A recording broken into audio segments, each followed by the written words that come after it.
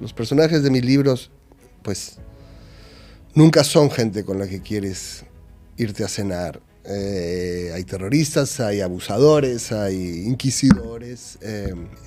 Me interesan los monstruos, pero me interesa la humanidad de los monstruos. Me interesa cómo llegaron a hacer eso, por qué se convirtieron en eso. Un libro como La Cuarta Espada estaba hecho de las versiones de todos. Había senderistas, había militares, había policías, había cualquiera. El único principio era: vamos a escuchar a cualquiera que haya visto personalmente a Abimael Guzmán, que es el retrato de un hombre bastante cruel, que el hecho de simplemente contar la historia y no pasarme cada página insultándolo iba a ser mal interpretado, iba a sentar mal. Pero eso no ocurrió. Cada vez que sobornamos a un policía, cada vez que no pagamos impuestos, cada vez que tomamos una decisión ilegal, hacemos más inseguro nuestro país y por lo tanto nuestra posición. Cada vez que hacemos algo pensando que el Estado no nos protege y por lo tanto no lo merece, hacemos que el Estado nos proteja menos.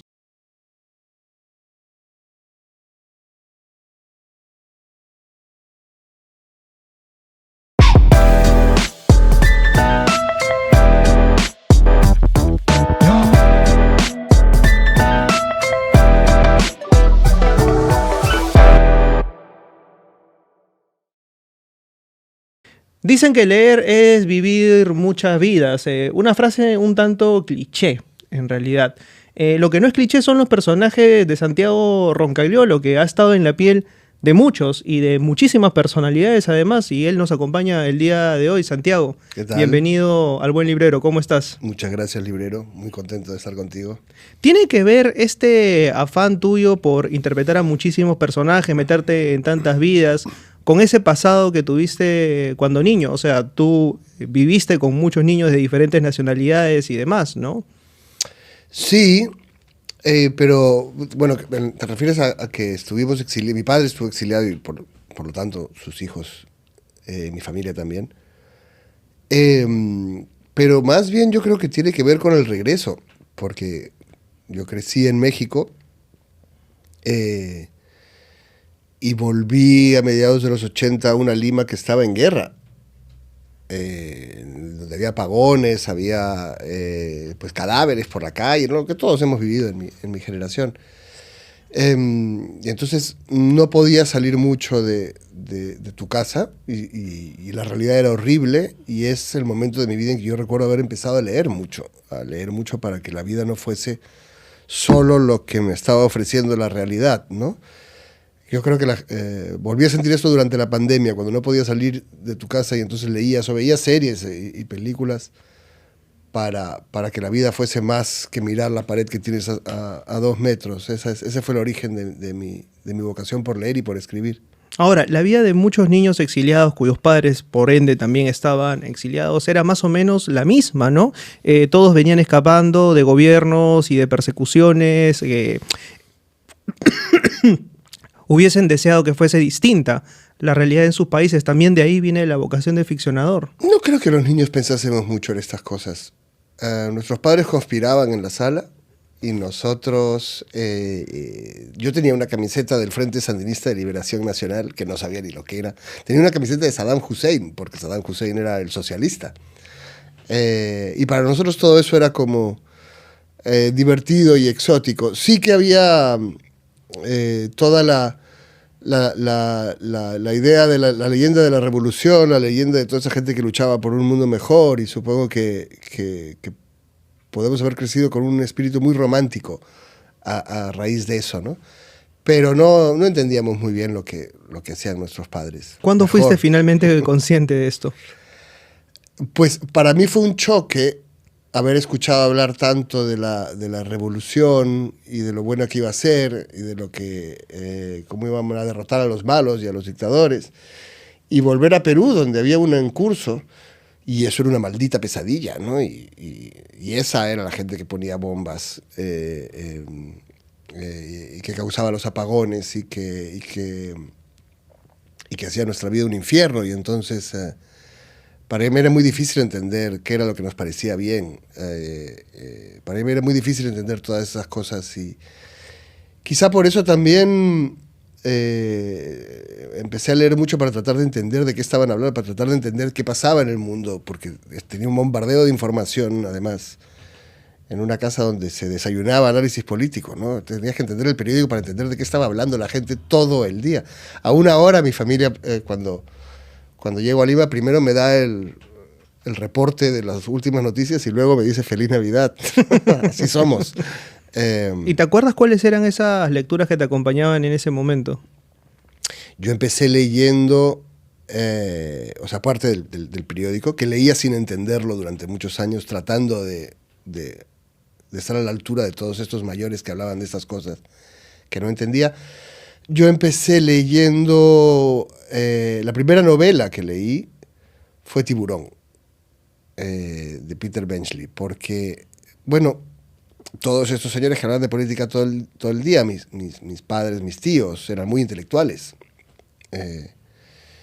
Y entonces lo que querían, lo que sí fui muy estimulado y casi obligado compulsivamente es a leer. Y mi padre me dijo que me iba a llevar a una librería y que yo podía escoger la novela que yo quisiese y me compraría esa. Porque ya estaba bien de leer tonterías para niños. A los 8 años me dijo esto. Ya estaba bien de leer tonterías para niños y me llevó a una librería que me aterrorizó porque no entendía nada de lo que veía. Veía todos estos libros. Vi un libro que tenía un Superman y pensé que quería ese, pero era un ensayo sobre semiología que se llamaba Apocalípticos e Integrados. Así que entendí que no quería ese.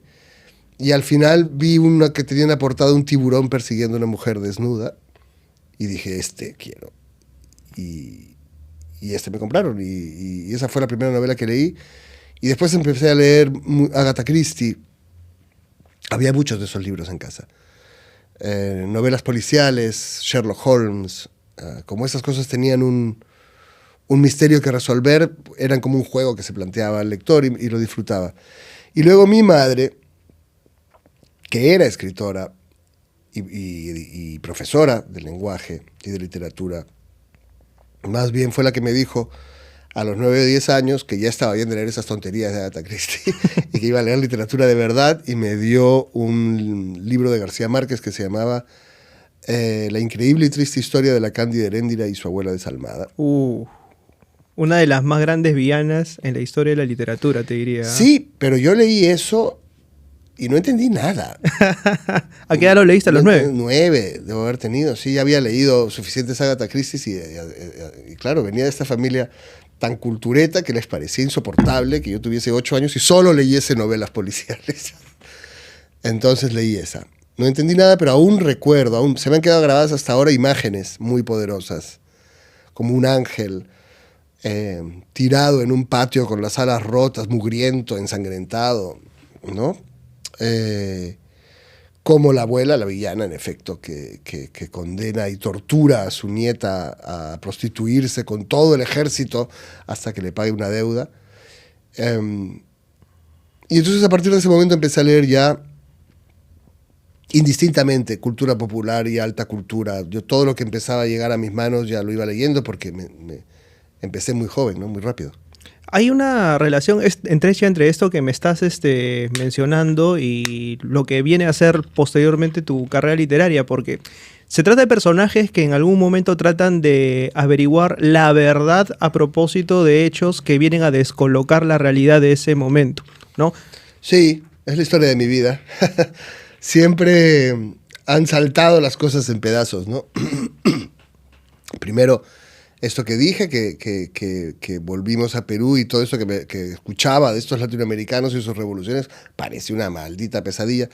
Pero luego además todo eso se cayó cuando yo tenía 15 años y se cayó el muro de Berlín. Y luego me fui a España y había otra manera de vivir y otra manera de entender todas las cosas. Y luego pasé un tiempo en Madrid, pero luego me fui a Barcelona, que es como irte a otro continente si te vas desde Madrid, si te vas para vivir y tienes que integrarte en una cultura diferente, una manera de ver el mundo diferente.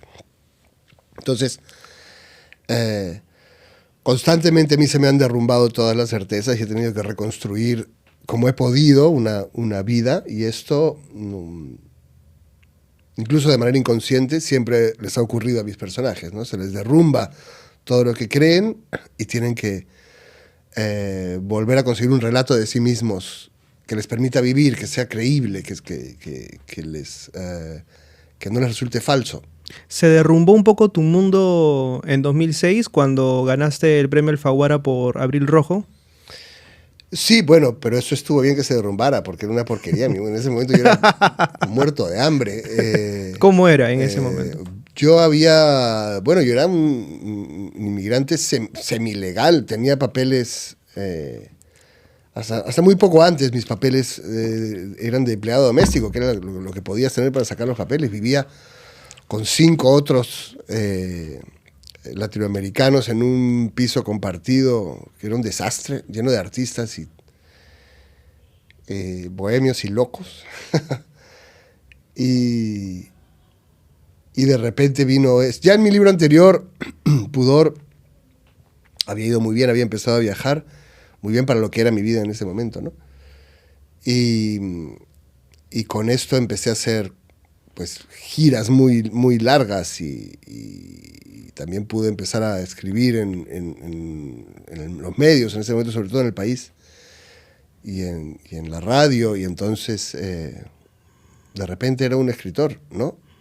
Pero esto no estaba ni en los planes. Yo nunca pensé que ser escritor fuese un trabajo. Siempre pensé que haría otras cosas y de vez en cuando escribiría un libro, que es lo que hace todo el mundo. A partir de ese momento no solamente podía hacerlo, sino prácticamente estaba obligado a hacerlo porque no sabía hacer nada más. Así que ya que estaba ahí, tenía que aprovechar para tratar de hacer una carrera con esto. Ahora, cuando uno piensa en novelas a propósito de la subversión y demás, está Abril Rojo, está de pronto Rosa Cuchillo, está La sangre de la aurora, de Claudia Salazar Jiménez. Es decir, hay distintas miradas a propósito de lo que fue la guerra antisubversiva. Tú te has puesto de los dos lados. O sea, uno de un investigador, Félix Chacaltana, que investiga justamente algo que pasó ahí en ese tiempo, pero también del otro lado, en La Cuarta Espada. En este caso, ya quizás un poco más desde el lado ensayístico, a medio camino también con el perfil, ¿no? Sí, es un reportaje. ¿Cómo fue jugar con esa ambivalencia, no? Bueno, yo siempre he vivido así porque a la vez que tenía esta familia de izquierda que te comentaba, la familia de mi madre era más bien muy conservadora. Y entonces yo siempre crecí entre dos lados, escuchando dos versiones como muy opuestas, y luego en América Latina y España, y luego en España, en Madrid, y luego en Barcelona. Siempre he estado como al medio de dos frentes. Y siempre me ha parecido por eso, perdón, que la gente podría entenderse bastante mejor pues, si se escuchase un poco más. Siempre me ha parecido que no están tan separados como creen, que casi es una necesidad sentirse diferente del otro, aunque no sea real, ¿no? Porque eso te define, porque eso te legitima. Entonces, un libro como La Cuarta Espada estaba hecho de las versiones de todos. Había senderistas, había militares, había policías, había el único principio era: vamos a escuchar a cualquiera que haya visto personalmente a Abimael Guzmán, no que tenga una opinión sobre mí o un análisis, sino que lo haya visto y me cuente su vida en un momento. Tampoco es tanta gente, porque he estado preso en condiciones muy casi sin visitas durante, en ese momento, 20 años, y clandestino otros tantos. Y lo único que yo les dije a todos fue que su versión iba a ser respetada, que yo iba a poner lo que ellos me dijesen, y que el libro no iba de mi opinión, que iba a tratar de reconstruir esta historia, que era la que yo quería saber, que estaba harto de opiniones y de no saber la historia, ¿no? Me parece que hacía falta eso, que en general hace falta, que en general todos tenemos opiniones súper altisonantes de todo y pocas historias reales de cómo son las cosas. Y en el caso de Abril Rojo, la peripecia de Félix Chacaltana que ocurre ahí es la misma que yo había vivido. Yo había crecido en Lima con toda esta violencia de Sendero Luminoso, horrorizado, pero luego había sido empleado público y había trabajado a veces en Ayacucho, y ahí había visto mucho de la violencia del otro lado. Y y de cómo llegado a un punto, cuando te contaban las atrocidades de ambos lados, resultaba difícil saber quién era peor, ¿no? Y eso es lo que le pasa a Chacaltana. Él empieza creyendo en el Estado, creyendo que trabaja para los buenos y que los terroristas son los malos y que así de simple es el mundo, pero conforme va avanzando y va descubriendo lo que hacen sus propios compañeros, va entendiendo que ya no sabe quién es el bueno y quién es el malo, que el bien y el mal son muy difíciles de distinguir y muchas veces se disfrazan de iguales entre sí. Ya vamos a llegar justamente a eso y al accidente, porque aquí en el accidente pasa algo más o menos similar, ¿no? Toda la vida creíste de pronto estar del lado correcto de la historia o del discurso y te terminas convirtiendo en lo que menos querías, ¿no? Sí, a mí me interesan mucho, precisamente por haber crecido de estas experiencias que he contado, los monstruos, los que consideramos monstruos. Los personajes de mis libros, pues, nunca son gente con la que quieres irte a cenar. Hay terroristas, hay abusadores, hay inquisidores. Me interesan los monstruos, pero me interesa la humanidad de los monstruos. Me interesa cómo llegaron a hacer eso, por qué se convirtieron en eso. Y suele ser el relato de cómo alguien se convierte, muchas veces alguien que persigue monstruos como el fiscal Chacaltana o el inquisidor Morales del año en que nació el demonio, son perseguidores de monstruos que terminan dándose cuenta de que se parecen más a los que persiguen que a sus jefes. Es interesante esto de acá, ¿no? Porque, por ejemplo, un rechazo es el que convierte a Abimael Guzmán de pronto en este monstruo genocida en el que se termina transformando. El monstruo el que persigue Félix Chacaltana es la corrupción. Y es también en su momento, la corrupción, hablo en esta novela que fue llevada al cine, que es La Pena Máxima. Y termina desencantándose a partir de eso, pero también se termina desencantando en Abril Rojo a partir de encontrarse en el medio de dos fuegos y no terminar de dilucidar cuál es el peor, ¿no? Sí, yo creo que todos creemos que somos los buenos y de hecho he ido mucho a cárceles y me ha impactado cómo puedes hablar con asesinos seriales, con torturadores, secuestradores, violadores, y nadie cree que sea malo. Ellos todos creen que es culpa de la policía que se la agarró con ellos, de la chica que en realidad sí quería, de su enemigo que le echó la culpa, de la sociedad que me trató mal, mi padre que me pegaba. No estamos capacitados para pensar que somos malos, pero hay gente que hace cosas muy malas, por lo menos. Y muchas veces no puede hacer otra cosa o se ve empujada por una situación social determinada. En el caso por ejemplo, cuando trabajé a partir del caso de los Odálites y Líbranos del Mal, me impresionó cómo todo eso había ocurrido durante muchos años, en realidad en un círculo social muy cercano al mío. Y nadie había dicho nada, que todo esto había ocurrido porque era demasiado duro aceptar que estaba pasando, así que había toda una sociedad de profesores, madres, padres, niños que callaban porque era demasiado inquietante admitir lo que estaba ocurriendo, ¿no? El terrorismo también ocurre, se alimenta de las grietas de una sociedad muy desigual, entonces todos estos monstruos surgen de los fallos de una sociedad. Y si queremos combatirlos tendremos que entender eso. Si creemos que han bajado de otro planeta y que son malos en sí, seguirán existiendo, porque no sabremos cómo evitar que vuelvan a aparecer. Interesante eso, ¿no? Al final, y esto lo recuerdo de un diálogo en particular, en la novela de Fuguet, Tinta Roja, adaptada al cine, hay un diálogo que luego me confesaría el mismo Gianfranco Obrero, que Giovanna Poraloro le dijo, hazlo. Y que quedó perfecto, y fue lo siguiente, ¿no? Él le pregunta a Alfonso Fernández el por qué tiene tanto reparo en señalar a un asesino. Y él lanza una frase magistral que es: la diferencia entre ese asesino y tú es que tú lo pensaste, y él lo hizo. Fin de la historia.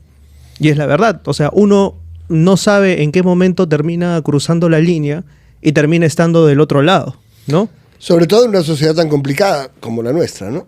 Eso a mí me interesa transmitírselo al lector.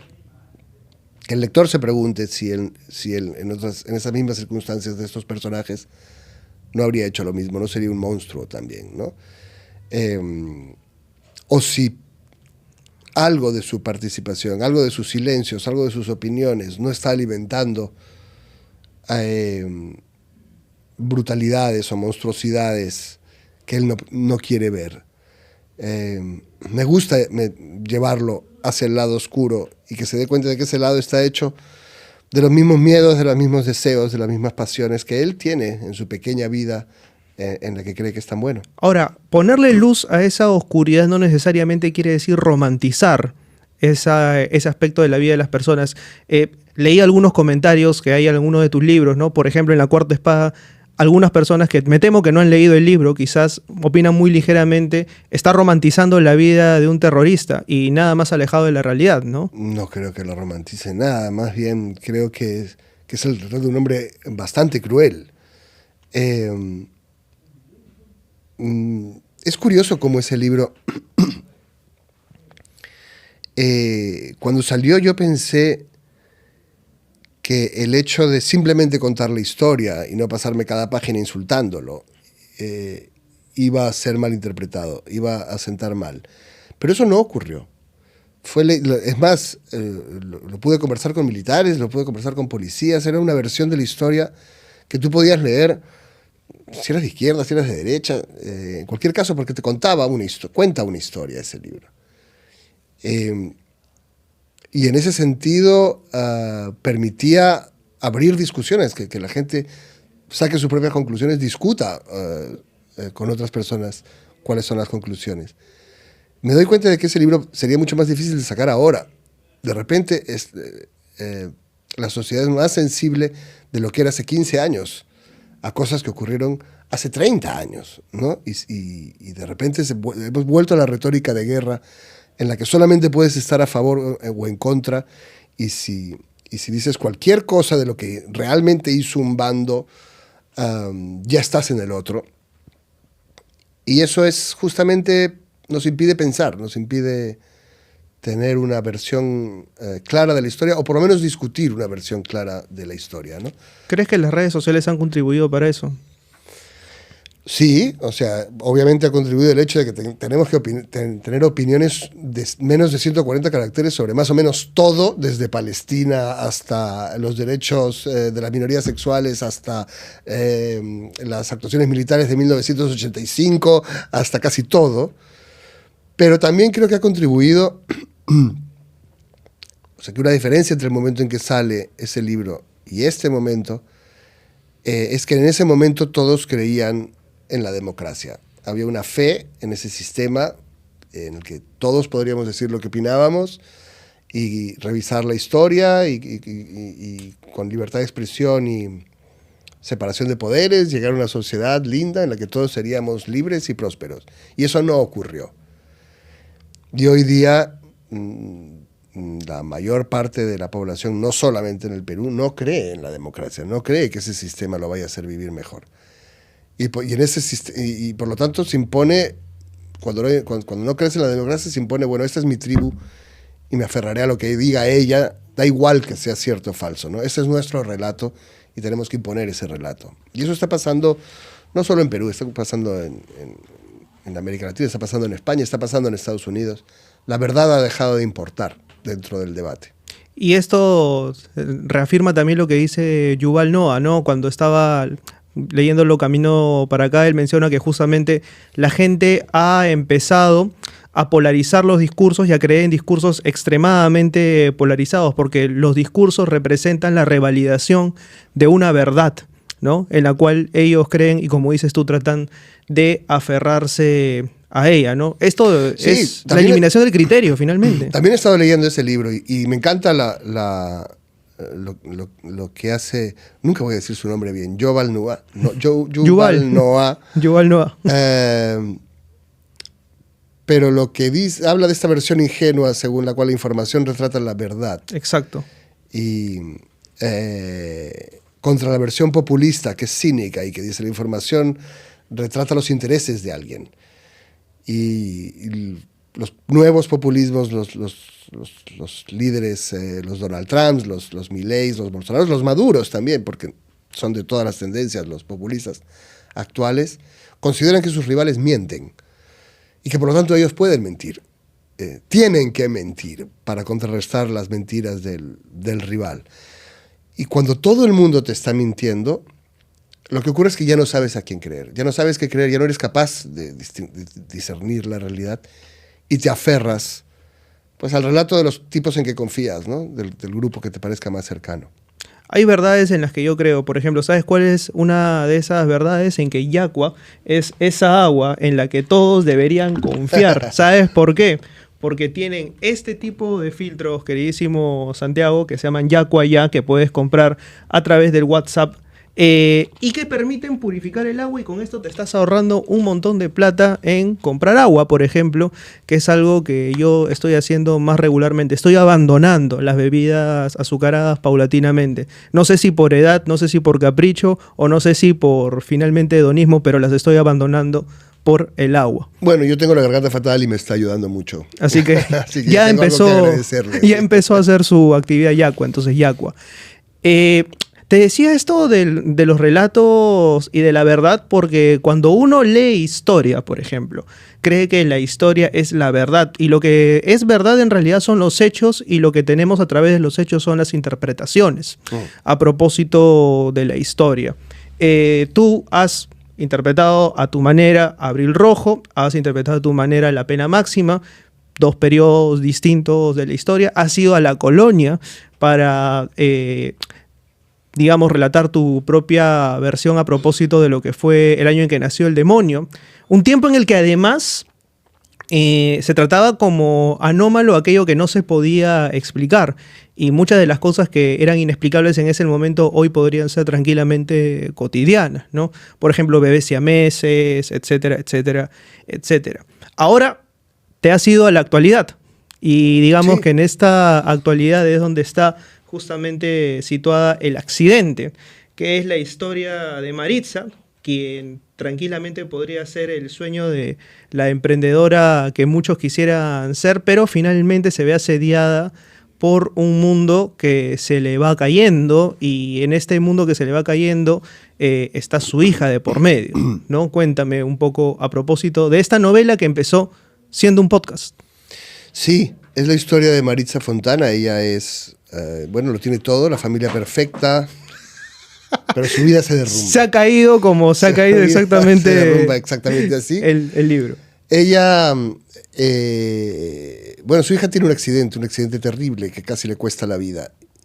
Y empieza a sospechar que no ha sido un accidente, que hay un tipo cerca de su hija, un chico que se llama Iván, que es muy siniestro. Y su hija, como ocurre muchas veces con adolescentes que se llevan mal con sus padres, no le da información. Y ella tiene miedo de lo que pueda pasarle a su hija, quiere protegerla. Pero no va a ir a la policía. La policía es mucho más peligrosa que el tipo, seguramente, y los jueces, y tampoco confía mucho en los jueces, y entonces encuentra a alguien que puede darle esos servicios que debería darle el Estado.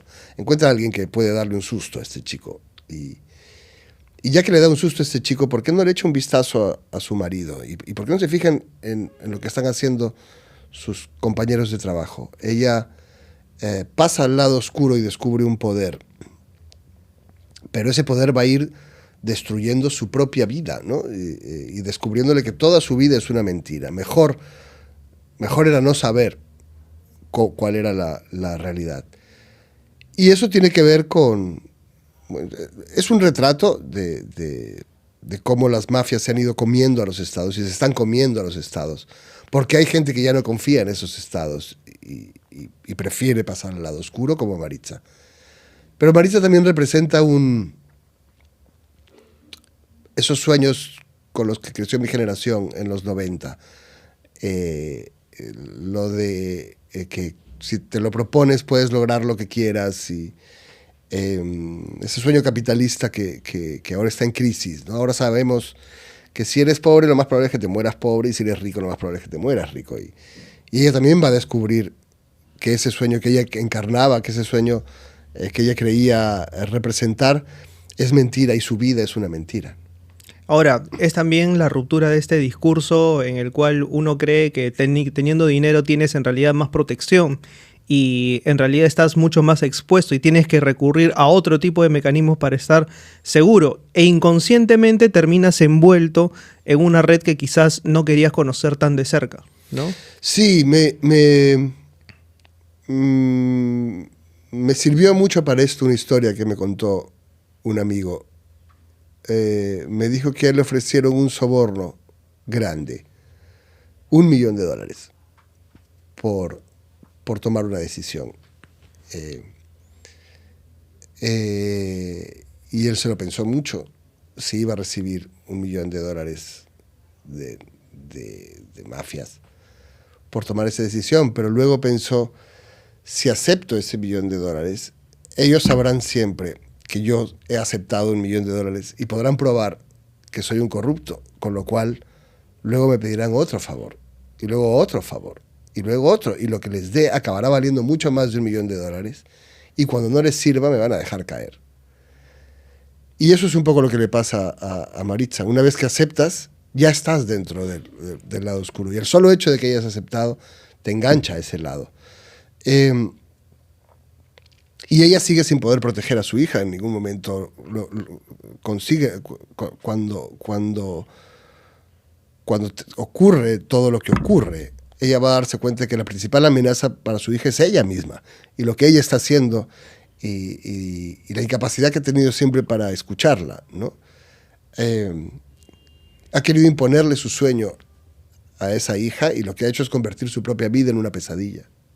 Y de hecho también es la ruptura de otro gran discurso, ¿no? De que la sociedad debería estar armada para que con base en eso podamos estar en apariencia más seguro. Una de las escenas, que es justamente a la que tú aludes en este momento, es cuando ella le dice, bueno, es que hemos comprado una pistola para estar más seguros y demás, y la hija le responde, estaríamos más seguros si tú no te metieses en tantos líos.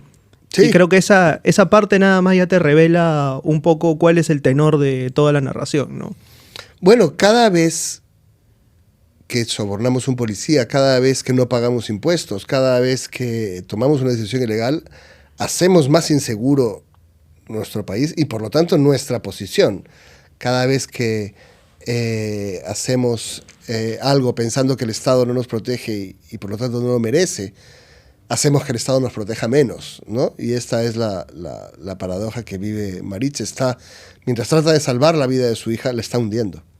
Ahora, has venido a una Lima tomada pues por extorsionadores de transportistas y por extorsionadores en líneas generales, ¿no? Leí el otro día algo que decía algo más o menos como todos los días te subes a un bus extorsionado, vas a comer un menú a un restaurante extorsionado y probablemente toda esta gran cadena o este andamiaje de pequeñas mafias representan tu día a día y no te has dado cuenta, ¿no?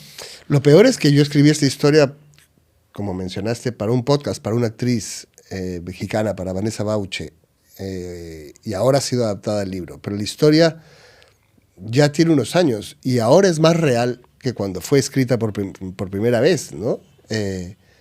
Lo peor es la sensación de que cuando escribes una pesadilla, luego se vuelve real en nuestra sociedad.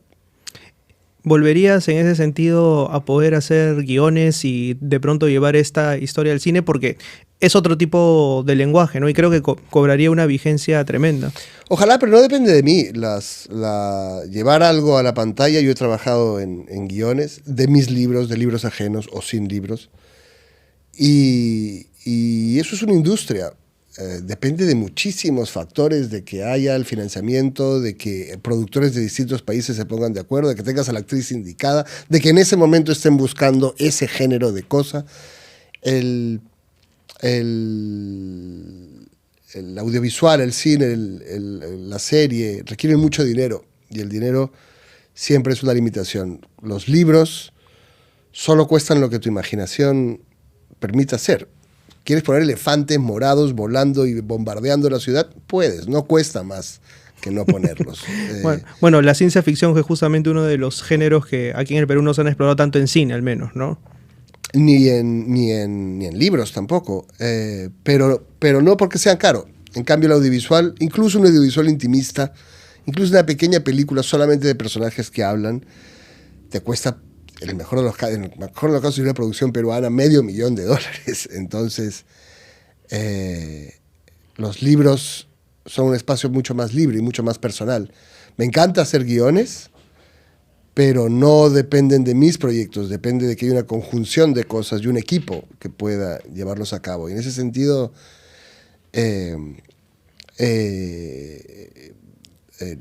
un libro si es un trabajo mío, un guión es un trabajo de equipo que me enseña mucho, que me encanta hacer, en el que aprendo de otros creadores, de guionistas, de directores, de actores, pero en el que yo soy solamente una pequeña parte del engranaje, una pequeña parte de las cosas que ocurren para que se hagan. ¿Crees que algo de ese Santiago Roncaliolo guionista de tiempos anteriores, de telenovelas, por ejemplo, ha salido a flote para poder construir la relación entre Maritza y su hija? No tanto ese, sino series más modernas. Yo me inspiré directamente, como tenía que ser un texto para una voz,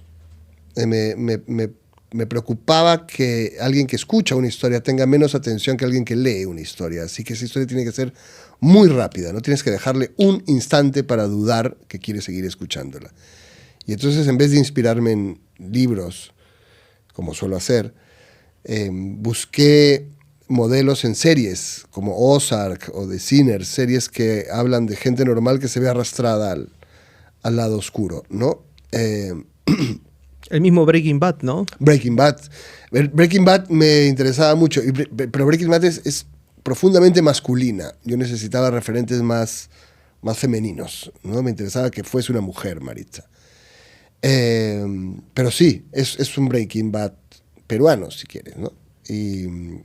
Y por eso es tan rápida y tan... Hay bastante diálogo. Y tiene tanto diálogo, ¿no? Porque de ahí vienen los referentes.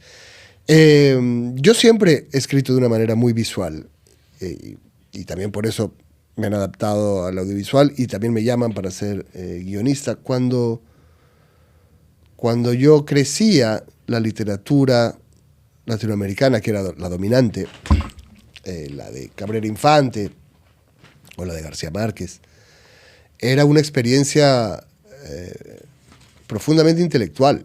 Había libros que no tenían ni puntos. Era interesante leerlos, pero Cien de soledad tenía muy poco que ver con mi vida en esta ciudad llena de bombas y de cadáveres y de violencia. Mi vida se parecía a la serie de misterio de Alfred Hitchcock, se parecía a los thrillers, se parecía a las películas de terror, ¿no? Y siempre me gustó y siempre leí tanto, como te decía antes, tanto Agatha Christie y Tiburón como premios Nobel. Siempre me gustó jugar con el lenguaje y hacer en mis libros siempre hay una exploración en el lenguaje, en este caso la voz de una mujer o la segunda persona, o los juegos con los tiempos. En otros casos escribir como un inquisidor del siglo XVII o jugar con los silencios. Y siempre me gustó la exploración psicológica de la gran literatura, pero también me gustó mucho la efectividad de la literatura de género, la capacidad de hacer historias que no puedes soltar, que tienes que saber qué les va a pasar a esos personajes, ¿no? Entonces mi interés siempre ha sido juntar ambas cosas. Algo que me decía en su momento Claudia Piñeiro, que también ha escrito, ¿cómo podríamos denominarle esto? ¿Novela negra? A mí me gusta thriller, porque la novela negra me sigue sonando a un crimen y un investigador que tiene que ocuparse de ese crimen, ¿no? Cosa que yo he hecho con El fiscal Chacaltana en 2 novelas. Pero la mayor parte de mis otras novelas no ocurre eso. Lo que hay es, asistimos al proceso de cómo alguien se va convirtiendo en un monstruo. Y eso se parece más me suena más que es un thriller psicológico, thriller político. Y Claudia es un referente total. He estado con ella ahora en Buenos Aires. Digamos, nos entendemos muy bien, nos llevamos muy bien. Y yo la admiro mucho porque ella también juega con esos elementos, pero lo que hace va mucho más allá de una historia entretenida. Explora las grietas de la Argentina actual, explora sobre todo la condición de la mujer y la fragilidad y la vulnerabilidad de la mujer. Y en ese sentido hace obras que tienen una fuerza política muy interesante. Y que, si no te enteras de nada de eso, te las lees muy entretenido porque quieres saber qué va a pasar, ¿no? Ella para mí es un referente. Leonardo Padura es un referente. Joyce Carol Oates, que creo que es la única escritora de thrillers que se puede ganar el Nobel. Ojalá. Ojalá. Se lo recontra merece, sí, sí. Hace unas historias sobre la oscuridad humana y no son nada complacientes, ¿no?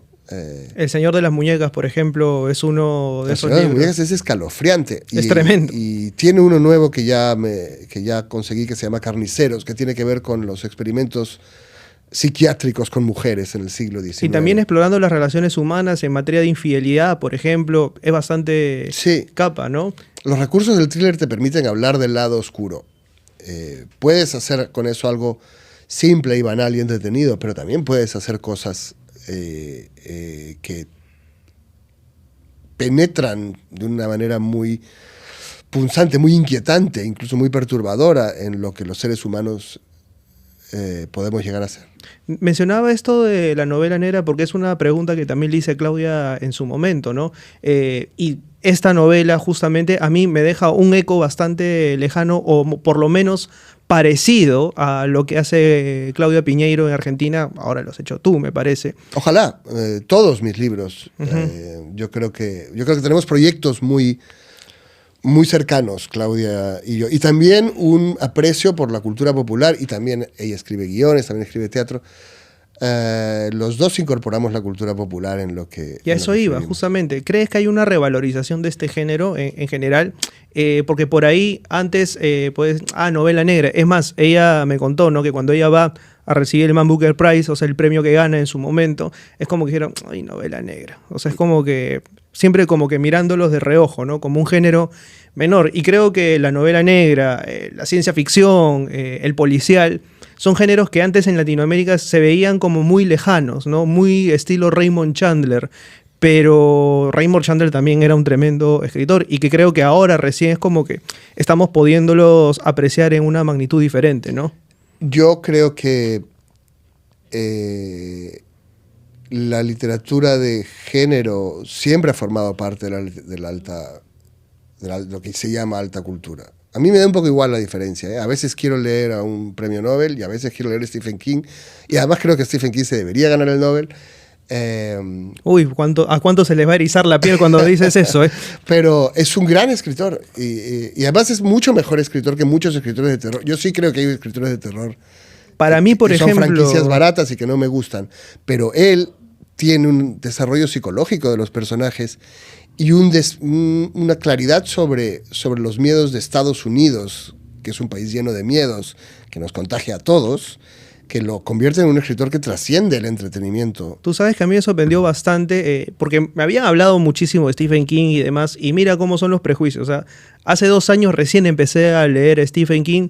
Con algo de distancia y recelo es como decir, bueno, vamos a darle una oportunidad a ese escritor del que tanto hablan y que siempre tiene portadas estrambóticas en las librerías, sí, ¿no? Cierto. Que un poco cuando ves una portada estrambótica también te entra el prejuicio. Este va a ser un libro que tiene el título de mejor libro según el New York Times, entonces tú ya sabes que de pronto puede ser un libro muy ligerito que de pronto no te deja tanta consistencia. Leí Carrie, me encantó porque... Y Carrie es una exploración en el inicio de la adultez femenina y de los terrores. La cantidad de recursos que despliega, ¿no? O sea, recortes y todos, o sea, los tiene que haber escrito él, o sea, evidentemente, o sea, es ficción. Pero la cantidad de recursos que despliega para narrar una realidad es alucinante, ¿no? Pues la tiró a la basura. Cuando la empezó a escribir, la tiró a la basura porque pensó que era basura. Su mujer la sacó de la basura, la leyó y le dijo, esto es bueno. Y él, que por lo visto le cree en todo a su mujer, por suerte, sigue casado con ella y han pasado muchas décadas de eso. Él la publicó y se convirtió en Stephen King, porque es su primera novela. Yo creo en usar la cultura popular para transmitir miedos y grietas sociales y humanas. Me interesa mucho. Pero me he olvidado que me habías preguntado. O sea, si sientes que ha habido una especie de revalorización de este género y tú me mencionabas que, claro. Sí. Bueno, es que yo creo que este género existe donde hay lectores. Los países donde yo he escuchado despreciar a toda la literatura de género son los países donde la literatura se produce para muy poquita gente. Y muy poquita gente que quiere sentirse más inteligente que los demás y que usa la literatura casi como un distintivo de clase. No tengo ningún interés en caerle bien a esa gente, porque además me parece que justamente países como el nuestro necesitan que la gente lea más, no que lea menos, no que le pidas a tu público lector que lea cosas que no va a entender. Mucha gente ha intentado leer y se ha frustrado contra lo que se supone que debería leer. Yo creo que si tu literatura acerca a la gente a los libros, estás haciendo mucho más que si la aleja. Definitivamente. Pero eso pasa en el Perú, pues. O sea, siento que todavía... Porque tenemos muy poca lectoría. Exactamente. Eso te iba a decir. Pero pasa menos que antes porque tenemos más lectores que antes. ¿Tú crees? Hubo unos años... Sí, yo lo he visto porque ha habido... durante los años gloriosos de la democracia, que ahora se derrumban, también empezó a haber una mejor educación. Empezó a haber colegios donde antes no los habían. Empezó a haber lectores donde antes no los habían. Llegaron, cuando yo me fui de Perú, es que no había ni editoriales. Yo me fui porque en el año 2000 ya me habían rechazado todas las editoriales, que eran 3. Una de ellas que te cobraba por publicarte, y también esa me había rechazado.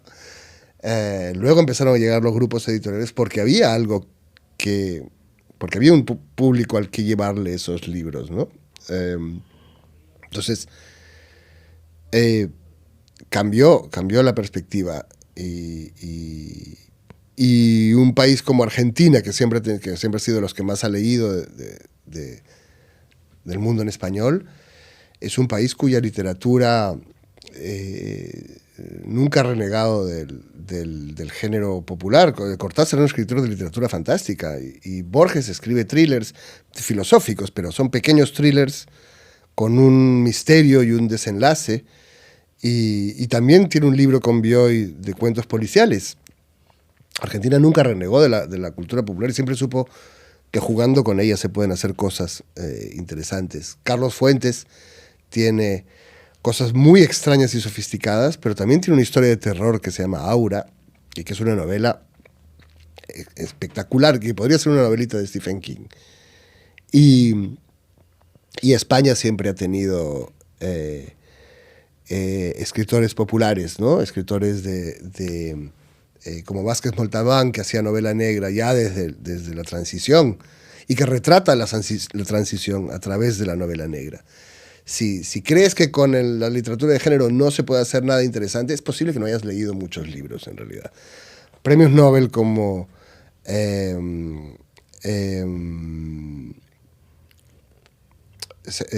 Ishiguro tiene una novela de ciencia ficción extraordinaria que es Nunca me abandones, y también una novela policial. Entonces nunca ha estado separada la cultura popular de la alta cultura. Es solo que hay gente que solamente ha leído libros raros porque cree que así es más inteligente. Y yo valoro esos libros, yo valoro los libros más difíciles, pero también leo de los otros y me interesa leer de todo. ¿Sabes qué? Pienso que son esas mismas personas que, en caso lo gane, porque no sabemos además quién puede ganar el premio Nobel. Tengo alguna sospecha, y esta sí es casi sospecha mezclada con certeza, de que va a ser un autor o una autora que jamás he leído bueno, en mi vida. Bueno, eso es casi la norma ya. Pero siempre va a aparecer alguien que diga, yo lo había leído antes de que todo el mundo lo leyese y me he tomado casi un par de chelas con él.